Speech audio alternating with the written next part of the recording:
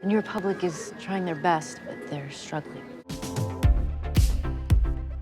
Hey, welcome to ScreenCrush, I'm Ryan Airy. The latest episode of The Mandalorian showed us how weak and ineffectual the New Republic was. Seriously, the government that replaced the Empire was so incompetent that when I rewatch The Force Awakens, I think I'm gonna be rooting for the First Order. That's harsh. What'd the New Republic do that was so wrong? Well, okay, let me explain exactly why the New Republic sucks. But first of all, I will say that maintaining an entire galactic government would be really hard. I mean, Americans can't even get our two parties to agree on anything. Could you imagine handling the wishes of trillions of people? Now, the High Republic novels and comics detail how the Republic struggled to expand into the Outer Rim 300 years before the Clone Wars. The Republic immediately faced resistance from independent planets in the Outer Rim and vicious pirates called the Nihil. Now, this was a big problem because, historically, the Galactic Republic did not maintain a standing military. But then how do they maintain control of the bureaucracy? How do they keep the local systems in line? Well, each planet has their own military force, like the Naboo forces that we saw in The Phantom Menace. But also, private companies like the Trade Federation also had their own private armies like Blackwater mercenaries in real life. Now, what we have here is a recipe for constant galactic war. You could see various planets having squabbles and disputes with one another, and then private corporations conquering entire worlds because there was no strong military to enforce the galactic peace. And that is why the Jedi were integral to the structure of the Republic. By the time of the Clone Wars, the Jedi Order basically became a branch of the government, commanding armies and taking orders from the Supreme Chancellor. My allegiance is to the Republic, to democracy! So I'm going to talk about the lack of a Jedi Order a little later in the video, but for now, I want to talk about what the Empire did right. Obviously, they were led by a demonic force that committed genocide and enslaved millions. But the Empire did understand that, without the Jedi, you need a strong military to enforce galactic order. The Empire didn't just prevent regional wars from erupting, they also caught space pirates and provided planetary security. Planetary oppression, you mean? Yeah, like I said, their tactics were horrible, but as I'm going to explain in this video, they did prove that the New Republic was always doomed to fail. By the way, Doug, you just reminded me of something. Oh boy, not this again. I don't want that. We have a brand new Doug shirt in our merch store where he looks like a foundling. I am being exploited. I received no... So everybody, if you'd like to have your very own Doug the Foundling shirt or a Doug Father tee or this original trilogy t-shirt, check out our merch store at shopzeroedition.com. It helps our channel greatly and we would appreciate your continued support. Support, by the way, is what the New Republic failed to provide for their citizens, whereas the Empire at least tried to create a sense of galactic unity. Enlisting people from across the galaxy into a single military force helped people to feel like they were all part of the same government. Very similar to how the USA was able to heal some of the wounds from the Civil War when Northern and Southern troops fought together against Spain in the 1890s. And the Emperor also maintained power by selling this idea of safety and security. For a safe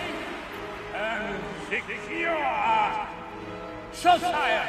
And we see how that message resonates 15 years later among the Coruscant elite. The Emperor's primary charge is to protect us, is it not? Again, the Empire, clearly evil. Am I like an evil person? I mean, absolutely. Do I not tell you that enough? But from this episode of The Mandalorian, we see that the New Republic threw out some of what worked about the Empire and kept a lot of what didn't. So I will say that I was a huge fan of the old expanded universe novels, which showed Mon Mothma and then Leia becoming leader of a prosperous new galactic government. But what we saw play out in the sequel trilogy is a lot more realistic and historically accurate. Revolutions rarely establish stable governments afterwards. But what about the United States? Actually, Doug, after the American Revolution, the 13 colonies signed an Articles of Confederation, which was a loose agreement to help one another in case they were attacked. But each state had their own currency, their own trade laws, and there was no united government. But they chose a decentralized government because they had just escaped the tyranny of the crown, so they did not want another King George. I'm so blue.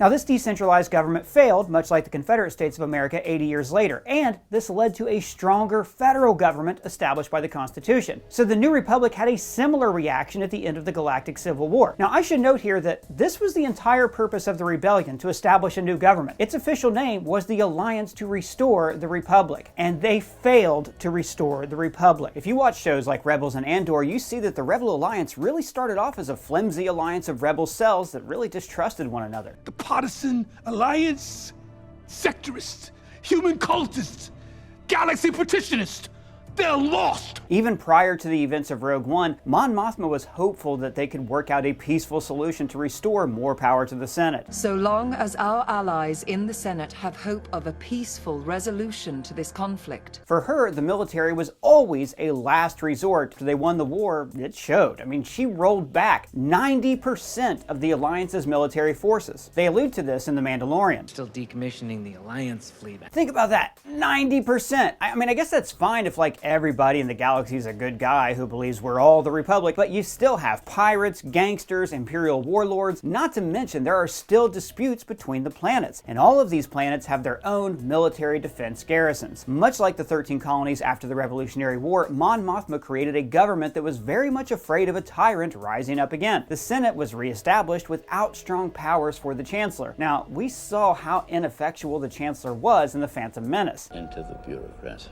the true rulers of the Republic. But think about it, people have now spent 30 years under a government with a strong executive branch. Going straight from that to a loose parliamentary form of government meant that like nothing got done. Palpatine turned senators into easily herd sheep, but under Mon Mothma, those same senators became cats, impossible to herd and control. So, the book Bloodline by Claudia Gray is one of my favorite Star Wars books because it actually explains the rise of the First Order. The Senate is split into two parties, the populace, led by Leia, who want a decentralized government, and the centrists, who wanted a strong central government. Now, these centrist planets were for the most part wealthy core worlds that once belonged to the Empire, because, get this, Mon Mothma allowed the Empire to continue to exist after the war. Wait, what? Yep, Mon Mothma enabled the space Nazis to just keep doing their thing. Oh my god. If a planet chose to remain under Imperial control, they were allowed to, but the Empire was not allowed to have a military or open Imperial academies, which meant that these Imperial-leaning planets would later become the centrist party in the Senate, and they would secretly fund the First Order. Now, the book Bloodline reveals that the First Order was funded by these centrist planets and also by a network of black markets and gangsters. That is why the First Order had such shiny new ships in the show Resistance and in The Force Awakens. But we're already seeing the repercussions of Mon Mothma's mistakes in The Mandalorian. Imperial warlords still hold military power in the Outer Rim. I mean, all those TIE advanced fighters were coming from somewhere, right? Bandits have seized Imperial tech and used it to terrorize civilians. There are still Imperial soldiers who are zealots and truly believe in the Empire's cause. The Republic prison ship was run by one guy and a bunch of droids, and everybody disrespects the New Republic. Let's go back to the core and report them to the New Republic. That's a joke. Last season, Grief Karga wouldn't cooperate with the New Republic forces. Do you have anything else to add? Not that I can think of, officer, but if something does come to mind, I'll be sure to send you a gram. And this season, he flat out says that he doesn't want big government to interfere in Navarro's affairs. The last thing we intend is to bow down to yet another far-off bureaucracy, no. And this is because he knows the New Republic has nothing to offer. They have a weak military that cannot actually offer any security from the local pirates. So wait, was Mon Mothma supposed to just replace the Empire with another empire? If we degrade ourselves to the Empire's level, what will we become? Of course not. Empire evil. But they should have kept the military in place, at least until Luke had established a new Jedi Order, but more on that in just a bit. Now, the Pershing episode of The Mandalorian really highlights where the New Republic went wrong. So, Pershing is part of a New Republic amnesty program designed to rehabilitate former Imperials. Now, I should note that in the days of the High Republic, about 300 years prior, the central goal of the prison system was to rehabilitate prisoners. In the audio novel Tempest Runner, former Nihil pirates are brought to the planets they terrorize so they can help rebuild them. The main character, Lorna D, forms a relationship with an actual living counselor. But seeing you serve your time gladly, rebuilding what you destroyed, that's worth more to me. Than justice? Than anything.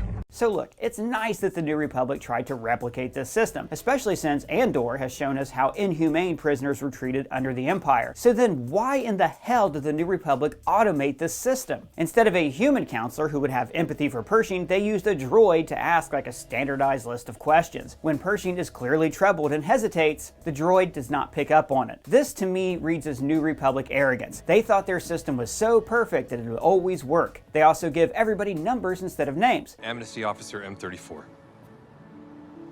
Amnesty scientist, L-52. Now, the channel heavy spoilers pointed out that this was probably to protect their anonymity, but really, it had the effect of dehumanizing them. And then, Pershing was not put to work in his chosen field. Like poor Kim Wexler, he was stuck in doc review. Now, say what you will about the Empire, but when they destroyed the Kaminoan civilization, at least they put the Kaminoans to work doing something they loved. This reminded me of the aftermath of the Iraq War. After the United States overthrew Saddam Hussein's government, most government officials were barred from holding office. Those people went home with empty pockets and became the leaders of the insurgency, and we're seeing Pershing being radicalized in a similar way in this episode. The New Republic has created an amnesty program that allowed loyal Imperials like Kane to infiltrate them. Now, like Hydra agents infiltrating S.H.I.E.L.D., they can grow like beautiful parasites from within. Think about what Kane says about the New Republic. The New Republic is trying their best, but they're struggling. There are lots of capable people who want to help. This is an indication that she's going to try to change the New Republic from within. This is the foundation of the centrist party that will eventually lead to the rise of the First Order. Also, for all their talk about doing away with Imperial tech and tactics, the New Republic still has an Imperial Mind Flayer. They just slapped a new coat of paint on it. Like, listen to how the Doctor describes this device. I've been through the treatment myself, in fact, and I found the experience quite refreshing. If this is an Imperial machine that has been retooled for rehabilitation, then it should not have the ability to be cranked up to 11. This is the same machine, just looks a little bit different. So the New Republic is employing these same torture and brainwashing tactics as the Empire did, and they're just kind of oblivious to the fact they're doing it. And in their own way, they are seeding resentment and rebellion from the people that they have conquered. But the worst thing about the New Republic is that they have completely failed the people on an economic level. The same financial power structures that oppressed the working poor during the Empire still exist. What do you mean? Well, look, Palpatine didn't come to power through a military coup. He was given power by the Senate, and then he cajoled and courted the wealthiest power brokers at the core worlds. He made wealthy people more wealthy from the use of slave labor and enormous military contracts. The Coruscant elite were unbothered by Palpatine during the war. The Emperor's primary charge is to protect us, is it not? And after the war, this aristocrat makes it clear that he didn't even have a dog in the hunt. Empire, rebels, New Republic, I can't keep track. These are the people who actually enabled the Emperor's rise to power, and Mon Mothma allowed them to continue on as if nothing had ever happened. And she did this because Mon Mothma is one of these rich elites. These are her people. These are the people who would go on to become the centrists because they wanted more power and more money for their worlds. So no wonder Mon Mothma created a weak central government that deregulated business interests. 1/2 portion. Last week they were a half portion each. And I'm not just making this up, guys. Think about Rose in The Last Jedi and how the New Republic policies kept her family in poverty. My sister and I grew up in a poor mining system. The First Order stripped our ore to finance their military, then shelled us to test their weapons. The Last Jedi also talks about how war is a business that ultimately benefits the people who don't even have to fight in it. There's only one business in the galaxy that'll get you this rich. War. Which was echoed in this episode. You know, I was almost drafted. Imagine me serving. So what happened to the centrist party in that fun book you're talking about? Well, the centrists lobbied to create a position called First Senator, which would have been a stronger executive position, and Leia was almost elected until it leaked that Darth Vader was her father, a giant scandal. The next candidate for the populace was assassinated, leading to the position's creation being postponed indefinitely. Basically, this was a plot by the First Order to keep the New Republic weak, and it worked. And the centrist party instead would go on to support the rise of the First Order. Leia pleaded with the New Republic, telling them that the First Order was a major threat, but they refused to remilitarize. So she grabbed what tech and troops she could and formed the resistance. Geez, all that really should have been in the movies. It would have made a lot more sense. Yes, it would have, but J.J. Abrams is better at remakes than he is at world building. So all of this leads into the question of where will Star Wars go after the fall of the First Order and the fall of Palpatine's New Order? If I were planning all of this, I would say that there should be no centralized galactic government for a few decades. The galaxy should fall into a kind of dark ages, where space pirates and regional militaries are in control of vast sectors of the galaxy. The ending of Rise of Skywalker showed individuals rising up to fight the Emperor, so maybe this streak of individualism persists in the coming decades. People are wary of any kind of new organized government. So imagine Rey in these coming years, rebuilding the Jedi Order one Padawan at a time, like Luke did in the expanded universe novels. These new Jedi are struggling to form coalitions between planets because there are constant wars erupting all over the galaxy. And maybe, just to tie it all back together, maybe the strongest new government is the Mandalorians. They retake their world, the mythosaur has risen, and their sphere of influence is unmatched. This could be setting up a new Jedi Mandalorian war like the one we keep hearing about thousands of years ago but we still haven't got to see. Imagine if the people of the galaxy aren't given a new government, but instead they have to fight for one single planet at a time. There could be a new galactic era where each world has to slowly see the benefits of mutual cooperation, where a new government slowly grows like a tree instead of being implemented overnight. This government would have the Jedi as its protectors, and it would avoid all the mistakes of the misbegotten New Republic. Well guys, that's just my thoughts on the New Republic, and if they were right or wrong, let me know your thoughts down in the comments below or at me on Twitter. And if it's your first time here, please subscribe and smash that bell for alerts. For ScreenCrush, I'm Ryan Airy.